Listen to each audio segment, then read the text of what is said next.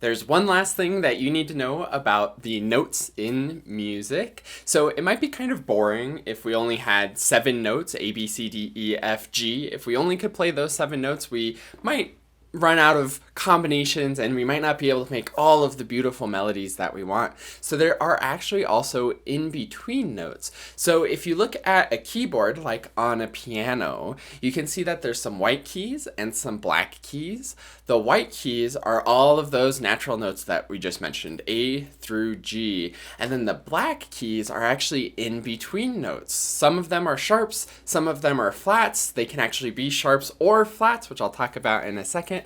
But you can see that it gives us some in-between notes and some more interest to the music and some more options to choose from. The name for these in-between notes are called accidentals.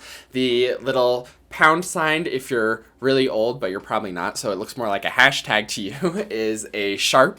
And then the little lowercase b is a flat. So those sharps and flats have to do with how the note is changed in what the in-between note is. So if we have A and B, for example, those are two white key notes, but in between them, there's a little black key, and that black key can either be A going up halfway to A sharp, or it can be B going down halfway to B flat. So that black key in between A and B is A sharp and B flat. So it can be called either one. It sounds exactly the same. It is the same note. It just depends how we want to call it, either an A sharp or a B flat.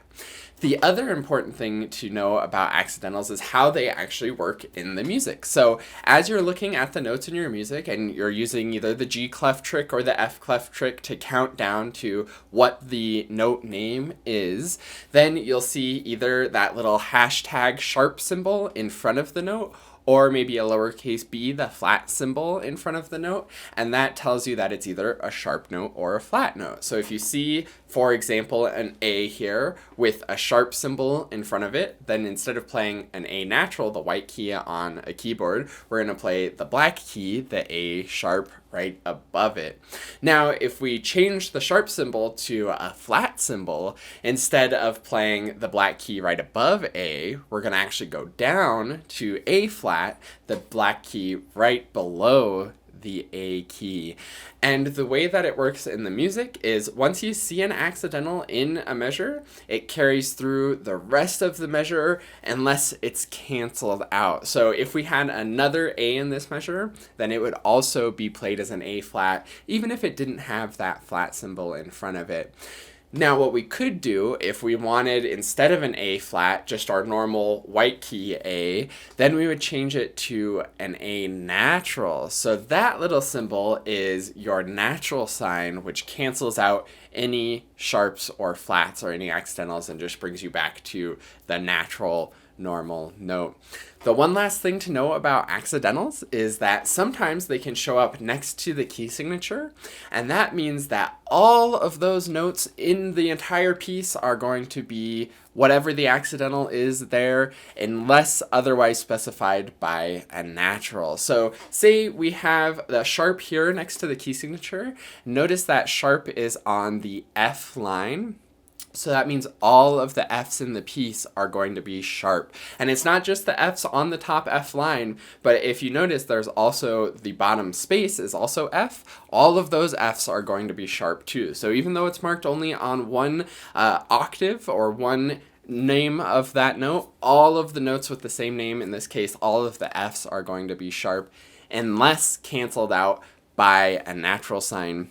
The natural sign works just like the sharp and flats accidentals too, and carries through the measure. So on the next bit, there'll be some tests, some notes for you to look at on the screen and name them. They might be having some key signatures. There might be full measures where you have to make sure that the accidentals carry through the measure and things like that. And I'll do the same thing where I'll pull up the examples. You can pause it and figure it out for yourself, and then it'll go on to reveal the answers after you unpause it. So that's the way accidentals work. Now that you know how to identify the notes on the staff using the G clef or the F clef, and you know about accidentals to get all of those nice in-between notes, now you know how to read all of the notes there are on the music.